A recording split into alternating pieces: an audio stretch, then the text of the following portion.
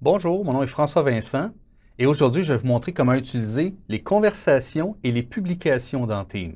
Faire la différence entre les deux et comprendre pourquoi on devrait utiliser un ou l'autre en fonction du type de communication qu'on a besoin de faire. Allons voir ça dans Teams directement.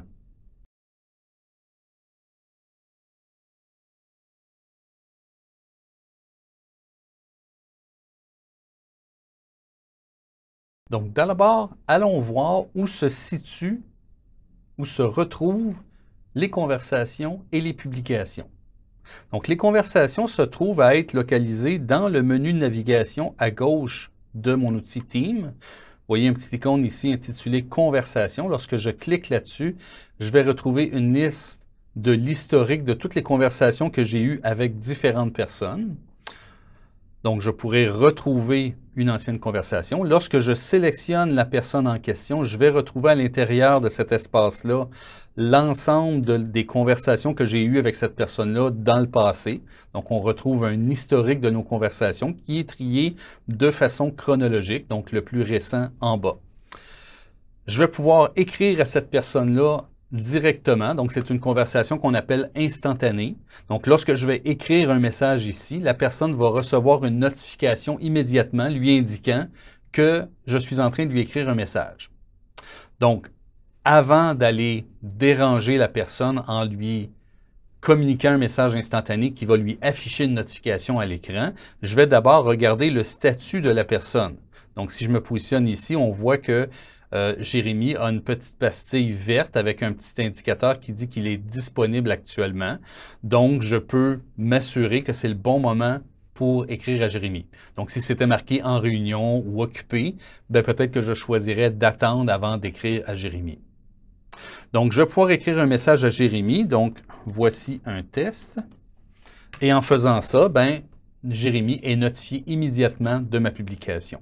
Je peux, sur une publication que l'autre personne a faite, venir réagir à la publication avec les petits boutons ici, ou je pourrais aussi venir cliquer sur la petite ellipse pour répondre à ce message particulier. Donc, vous voyez qu'à ce moment-là, dans mon nouveau message que je suis en train de composer, il y a comme en pièce jointe le message précédent et je pourrais répondre à ce message-là. Donc, salut à toi aussi. Donc, comme ça ici, je vais juste lui indiquer que c'est un test. Donc, comme ça, je me trouve à répondre, réagir à son message initial qui avait été écrit il y a peut-être plusieurs moments, même plusieurs journées, etc., puisque je retourne dans l'historique. Donc, ça me permet de contextualiser le message que je lui écris. Si vous remarquez aussi, à côté ici du petit icône du message que j'ai publié, il y a un petit icône en forme de cercle avec un crochet à l'intérieur qui indique que mon message a été envoyé. Maintenant, Jérémy n'en a pas pris connaissance encore, puisque le petit symbole va changer en un petit symbole d'œil, comme on voit ici en haut. Donc, ce message ici, bonjour, Jérémy l'avait déjà consulté. Tandis que les nouveaux messages que j'ai ici ont juste un petit crochet dessus pour indiquer qu'ils n'ont pas encore été lus par Jérémy. Donc, c'est un indicateur qui pourrait être intéressant de savoir que la personne a pris connaissance de mes messages, ne m'a toujours pas répondu, mais elle en a pris connaissance, donc probablement qu'elle cherche une réponse, elle va me répondre au moment opportun, mais au moins je sais qu'elle a reçu l'information. Donc, dans ce cas-ci, Jérémy n'a pas encore reçu mon message. Il n'a pas pris connaissance. Donc, lorsque je crée un nouveau message, en cliquant ici sur la nouvelle conversation, je vais pouvoir choisir à qui je veux adresser ce message-là. Donc, par exemple, si j'écris que je sélectionne Jérémy, je retombe dans l'historique de conversation que j'ai déjà eu avec Jérémy et à ce moment-là, je peux encore une fois voir l'ensemble des messages qu'on a faits précédemment. Si je clique dans le bas sur la petite fenêtre « Saisir un message », c'est là que je pourrais écrire mon message et dans le haut, je vais maintenant voir à qui je m'adresse lorsque j'écris ce message-là. Je peux ajouter des personnes. Donc, si je veux écrire un message autant à Jérémy qu'à Fabien, par exemple, je vais venir sélectionner Fabien, je l'ajoute à ma conversation. Et maintenant, moi, Jérémy et Fabien avons une conversation à trois. On n'a jamais eu de conversation à trois, donc c'est pour ça qu'il n'y a pas d'historique dans cette conversation-là. Mais maintenant, si j'écris un message à cet endroit-là, autant Jérémy que Fabien vont recevoir des notifications leur indiquant que je leur ai envoyé un message qui les concerne. Donc ça, c'est pour les conversations. Dans une conversation, on peut aussi échanger des fichiers. Donc, si je décide d'envoyer un fichier ici à l'intérieur de ma conversation, soit à partir de mon ordinateur, donc un fichier qui est local à mon ordinateur, ou un fichier que je retrouve dans mon espace OneDrive. Donc, je vais sélectionner OneDrive et je vais aller chercher le document en question que je souhaite partager avec mes deux collègues. Donc, je fais partager. Ce fichier-là part de mon espace OneDrive et des droits d'accès vont être donnés à mes collègues. Donc, vous allez voir dans quelques secondes, le droit d'accès va être donné. Et je peux maintenant saisir un message. Donc, voici un document de test en question. J'envoie et mes deux collègues vont recevoir une notification leur indiquant qu'un fichier leur est partagé à l'intérieur de la conversation. Maintenant, ce fichier-là, si je clique sur l'espace fichier ici, bien, je vais le retrouver listé ici. Mais en réalité, ce fichier-là, il est sauvegardé dans mon OneDrive et il est partagé avec mes deux collègues en question. Je n'ai donc pas la possibilité ici de pouvoir venir créer des nouveaux fichiers. Il va falloir que le fichier existe d'abord. Et je n'ai pas non plus la possibilité de pouvoir venir créer une structure de dossier et de sous-dossier. Puisque ce n'est pas un espace de stockage qui se trouve à être ici, c'est simplement, dans le fond, la liste des raccourcis vers les espaces OneDrive des différentes personnes dans cette conversation-là qui ont donné des accès à leur fichier. Donc, on voit ici, dans ce cas-ci, que c'est moi qui ai partagé le fichier, donc il est dans mon espace OneDrive, et j'ai donné accès à mes deux collègues, Jérémy et Fabien, puisque c'est dans cette conversation-là que j'ai partagé le fichier avec eux.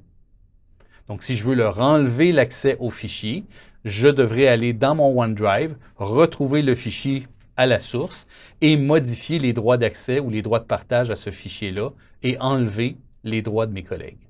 Donc, voilà pour les conversations. Maintenant, on va aller voir les équipes dans lesquelles on retrouve plusieurs canaux et dans lesquels, dans chacun des canaux, on retrouve un onglet Publications. Donc, ici en haut, au-dessus de l'espace du canal, on retrouve l'onglet Publications. Donc, je vais retrouver à cet endroit-là des publications que différentes personnes qui sont membres de l'équipe auraient fait, soit pour poser des questions ou pour partager une information.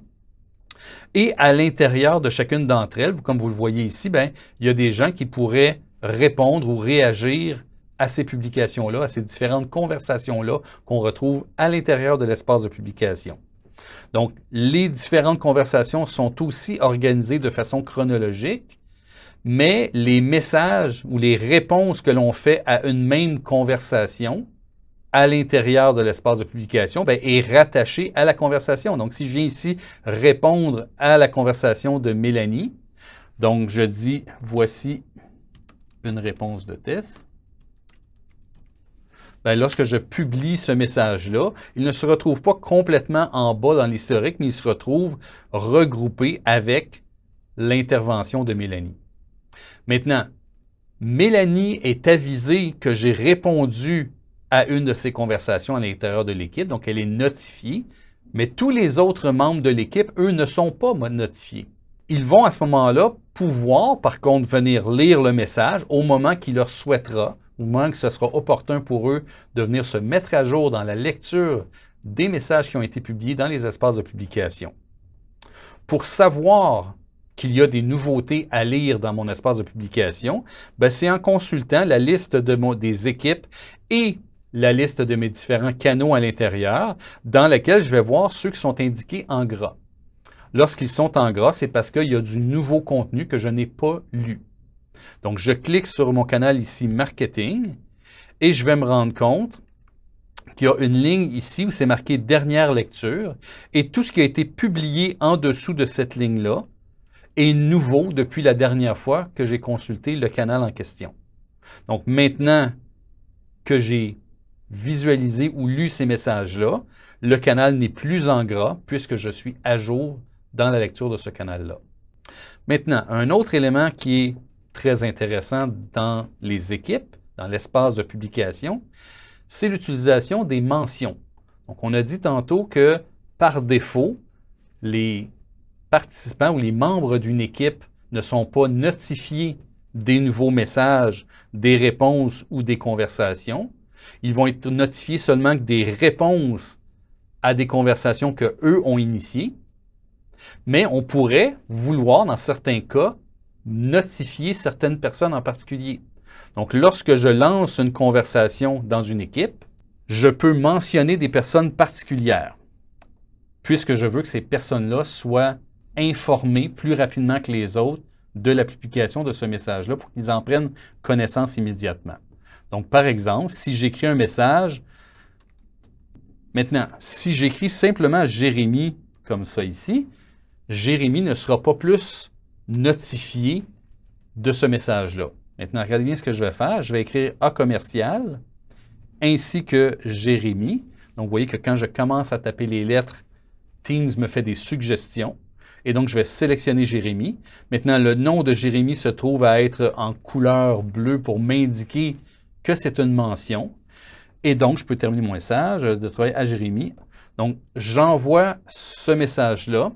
Et maintenant, personne de l'équipe n'est notifié de la publication de la nouvelle conversation, mais Jérémy, lui, est notifié. Et lorsqu'il prendra connaissance du message, avant tout le monde probablement, il comprendra pourquoi il reçoit des heures de travail de ses collègues, parce que je lui ai demandé de compiler ces heures-là. Donc, je peux notifier comme ça une personne spécifique. Je peux aussi notifier les membres qui suivent un canal. Donc, à l'intérieur d'une équipe, j'ai différents canaux qui normalement servent à diviser les conversations ou les publications en différents espaces concernant différentes thématiques. Donc, vous voyez ici que dans mon équipe, j'ai un canal finance, un canal marketing, un canal ressources humaines, puisque dans mon projet, on touche à tous ces aspects-là, mais que ce n'est pas tous les membres de l'équipe qui sont intéressés de suivre l'ensemble des conversations. Donc, par exemple, si je viens ici dans le canal ressources humaines et que j'aimerais écrire un message, mais que je veux que tous les gens qui s'intéressent à l'aspect ressources humaines de mon projet soient notifiés immédiatement de la publication de ce nouveau message-là. Donc, je vais faire une nouvelle conversation et là, je vais vouloir mentionner le canal ressources humaines. Donc, je fais A commercial et je tape le nom du canal, RE, ressources humaines, et voilà. Je le sélectionne. Maintenant, tous les gens qui suivent le canal ressources humaines vont être notifiés de la publication d'un message qui les concerne dans le canal en question. En fait, la mention du canal n'est pas obligée d'être dans le canal spécifique où on l'utilise. On veut s'adresser aux gens qui suivent le canal ressources humaines. Donc, si je plie ce message-là, tous les gens qui suivent le canal ressources humaines vont le voir apparaître. Dans quelques secondes, je vous montre comment s'abonner ou se désabonner des mentions d'un canal. Il est aussi possible de mentionner le nom de l'équipe. Donc, si je mets A commercial et je mets le nom de l'équipe, donc dans ce cas-ci, mon équipe s'appelle équipe ABC. Donc, si j'écris A commercial équipe ABC que je la sélectionne, vous voyez que maintenant, c'est toute l'équipe qui va être mentionnée. Donc, tous les membres de l'équipe vont être mentionnés. Finalement, il y a aussi possibilité de faire ce qu'on appelle une mention de balise. Donc, si je fais A commercial et le nom d'une balise qui aurait été créée d'avance. Donc, par exemple, dans mon cas ici, j'ai une balise qui s'appelle directeur. Donc, je veux m'adresser aux différents directeurs qui sont dans mon équipe. Donc, il y en a 3. Il y a 3 personnes qui sont directeurs avec moi dans cette équipe-là. Donc, on est 3 en tout. Et donc, les 3 directeurs en question vont recevoir la notification puisque je m'adresse ou que je mentionne la balise directeur. Maintenant, je vous montre 2 choses. Je vous montre comment s'abonner ou se désabonner d'un canal pour recevoir ou non les mentions de canal. Donc, si je viens sur ressources humaines ici, le canal en question, je clique sur l'ellipse, je viens sur les notifications de canal personnalisées. Et ici, vous voyez que les mentions de canal me sont notifiées dans la bannière et le flux, c'est-à-dire dans les notifications ici des activités. Et la bannière, ça se trouve avec le petit pop-up qui apparaît en bas à droite. Donc, je vais être notifié des publications qui seront faites dans ce canal-là concernant si les gens utilisent la mention du canal. Donc, si je n'en veux plus, je vais venir changer ici pour désactiver et je vais enregistrer mon choix. Donc, à partir de maintenant, si quelqu'un mentionne la balise ressources humaines, je ne serai pas notifié puisque je m'en suis désabonné. L'autre type de balise que j'ai montré, c'était les balises les notifications de balises, justement. Donc, pour aller gérer les balises, je vais cliquer sur la petite ellipse qui est ici et je vais avoir un choix qui va s'appeler « Gérer les balises ». Je vais avoir ce choix seulement si le propriétaire de l'équipe m'en a donné les droits. C'est-à-dire que par défaut, il n'y a que les propriétaires de l'équipe qui peuvent gérer les balises, mais ceux-ci peuvent permettre à tout le monde dans l'équipe de gérer les balises. Donc, si c'est le cas, vous allez avoir la possibilité de venir gérer les balises. Et là, vous allez retrouver les différentes balises existantes, dont la mienne qui s'appelle directeur. Et si je viens sur l'ellipse au bout, que je viens la modifier, je vais pouvoir voir qui en fait partie, ajouter ou supprimer des gens de ma balise. Donc, c'est de cette façon-là que je crée la balise. Et ensuite, lorsque je suis dans mes différents canaux, je pourrai utiliser la mention de balise en question. Maintenant, dans les équipes et dans chacun des canaux, on retrouve les publications et on a aussi l'espace fichier qui peut se retrouver dans les canaux de mon équipe Team. Maintenant, ce qui est publié dans les espaces de fichiers associés à chacun des canaux, ce sont des fichiers qui appartiennent à l'équipe. Ce n'est donc pas partagé à partir de mon OneDrive, mais c'est bien des fichiers qui vont être créés à partir de l'espace de l'équipe ici, à partir du canal de l'équipe en question. Et dans ce cas-ci, je pourrais créer des dossiers, des sous-dossiers pour organiser l'information.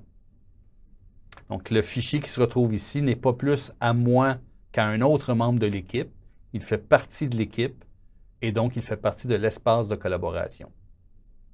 Maintenant, laissez-moi vous parler des différentes stratégies sur l'utilisation efficace des conversations et des publications. Donc, premièrement, il faut prendre conscience que les conversations, c'est une messagerie instantanée et que la personne va recevoir une notification à chaque message que je vais envoyer. Surtout si j'écris un message à plusieurs personnes en même temps, bien, chacune des personnes dans le groupe de personnes que je vais choisir d'inviter à ma conversation vont être notifiées de chacun des messages qui va être publié. Donc, ça risque d'être dérangeant et d'interrompre de façon importante les personnes concernées. Donc, je vais choisir d'envoyer ce type de message-là quand je sais que j'ai besoin d'une réponse immédiate. Sinon, je vais préférer un autre canal de communication, soit le courriel ou à l'intérieur d'une équipe si le sujet concerne l'équipe en question. Je vais aussi favoriser l'utilisation des conversations lorsque l'information que j'ai besoin de partager est confidentielle. Donc, si elle ne concerne qu'une seule personne, je ne vais pas aller le publier dans une équipe Team où là, tous les membres de l'équipe auraient le potentiel de voir le contenu de mon message. Je vais l'écrire à ce moment-là dans une conversation directement avec la personne. Dans la majorité des cas, je vais plutôt préférer travailler dans l'équipe. Donc, dans une équipe, à ce moment-là, plusieurs avantages. Donc, je ne suis pas notifié de chacune des notifications. Je peux changer mon statut pour contrôler et aviser les gens quand est-ce que je souhaite ou ne souhaite pas être notifié. L'espace de collaboration devient intéressant. Il y a une notion aussi de les différentes conversations sont divisées par thématique à l'intérieur des canaux. Et les réponses à mes conversations sont groupées avec chacune des conversations à l'intérieur des espaces de publication. Donc, une meilleure structure de l'information à l'intérieur des équipes. Je peux mentionner des gens, je peux mentionner des balises, je peux mentionner des canaux et je peux mentionner des équipes. Donc, j'ai plusieurs façons de contrôler de façon beaucoup plus stratégique comment je vais notifier les gens et l'utiliser seulement lorsque ce sera nécessaire. Maintenant, c'est à moi de me mettre à jour dans la lecture des publications qui se retrouvent à l'intérieur de mes équipes et donc dans ma routine habituelle de ma journée, de déterminer quand est-ce que je vais venir lire les nouveaux messages qui ont été publiés dans les différentes équipes dont je fais partie pour me tenir à jour.